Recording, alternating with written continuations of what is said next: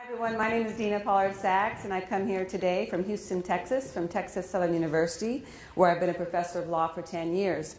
And before delving into my topic, I want to give a little bit of my background so you understand where I'm coming from. I started researching child corporal punishment my first year as a law professor when I found the discipline defense to assault and battery in my textbook and thought, what is that? And found out it doesn't have much meaning, and so got into that. But since then I've been heavily involved with children's issues, mostly involving developmental psychology and what we know from cognitive learning theory and how people develop concepts and ideas and value systems, how they're maintained through society, through messages, media, advertisements, television, things like that, and most of all, how we change dysfunctional belief systems. In terms of American law dealing with child spanking, there is almost nothing. We have child abuse laws, criminal laws, saying that if you harm your child at that level, yes, it's illegal, of course. But when it comes to spanking in the home, we have virtually nothing. We've had a couple attempts. We had James Marzilli in 2005 draft a bill for the state of Massachusetts to ban spanking in the home. And the legislature was extremely welcoming to us, extremely open-minded, but the bill did not pass. Sally Lieber tried the same thing with a slightly less broad scope in 2007 in California.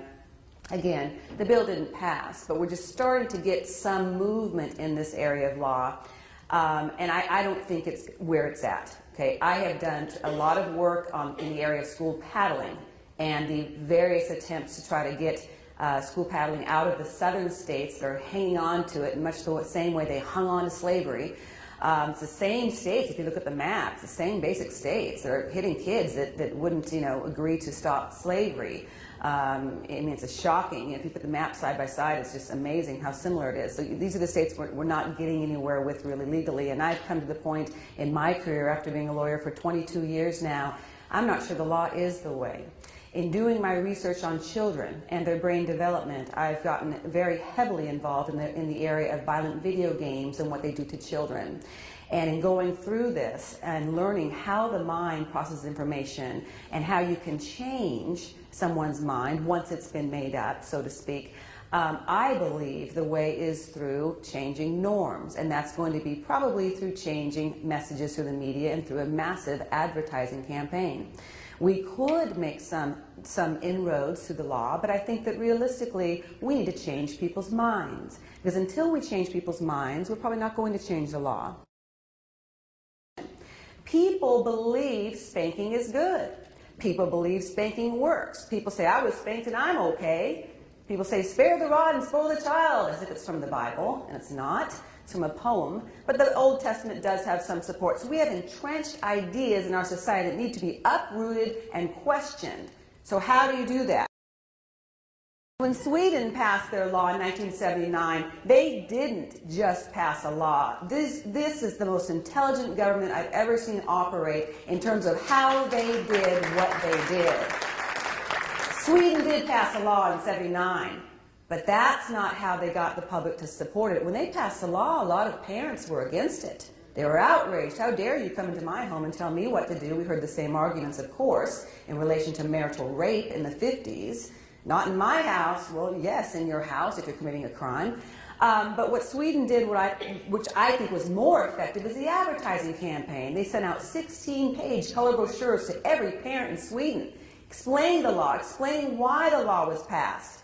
They put advertisements on milk cartons for the purpose of making sure that when the parents and children sat down at dinner time, they'd have the message right in front of them to prompt and spark debate and discussions about the issues. So parents and children were prompted to talk about it and to think through what's going on. And as we know, today, the Swedish people are very much in favor of the law and wouldn't want it any other way. So they were able to gain the public's trust and confidence in this law by explaining to them over and over through advertising, I would say. It's the best way to characterize it. So what do we know about how you change entrenched ideas in the human mind?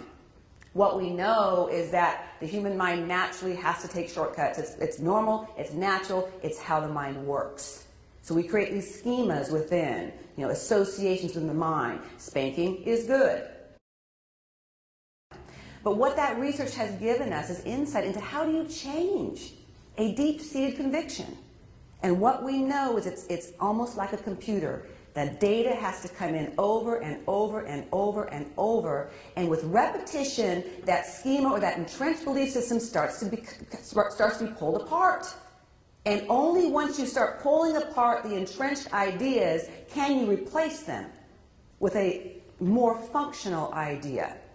So if we know that the American people have this idea that spanking's okay, how do we attack that? How do we use what we know from cognitive research and advertising to change people's minds about corporal punishment? How do you get something that sticks in their mind? Well, I would start with the old sayings, the old slogans. This whole spare the rod and spoil the child. Well, I've already seen some bumper stickers that say spare the rod and save the child. What about that? Every time a person sees that, it's going to make a cognitive imprint. And that's what we need to do. We need to rival this existing idea with a new idea or new saying or new slogan or catchy phrase that they won't even realize that they're thinking about. That's how the unconscious mind works. It works all the time. So we need to engage these ideas. For example, say, spare the rod and spoil the child.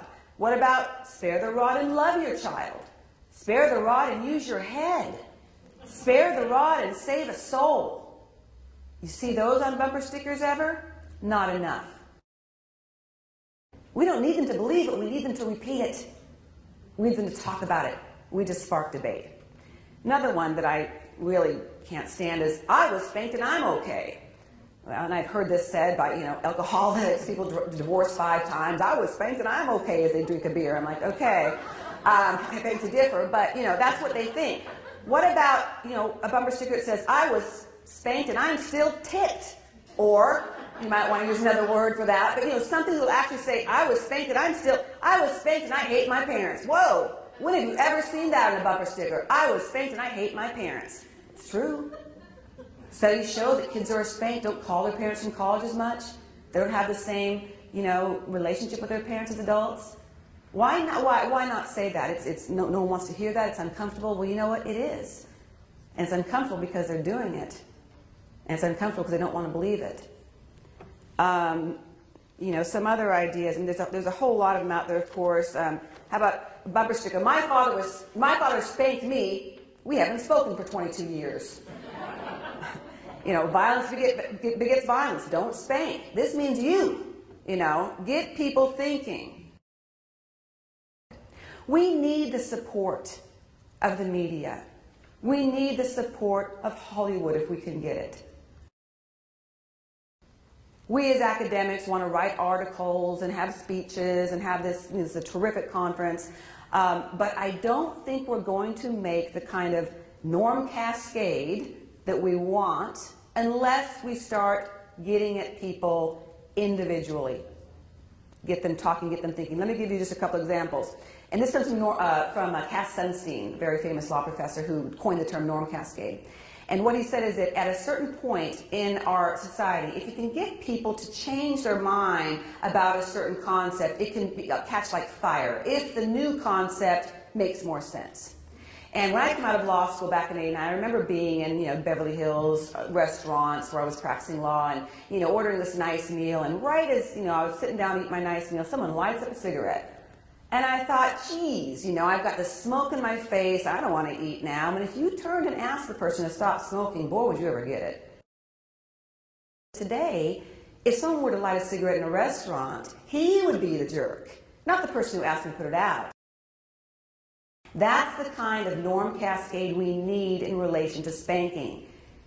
The word spank itself needs to be uprooted and looked at, because spanking is, cognitively, spanking, that's the stuff that's okay. Spanking, that's the good thing, but hitting, ooh, that's bad, or abuse, that's bad.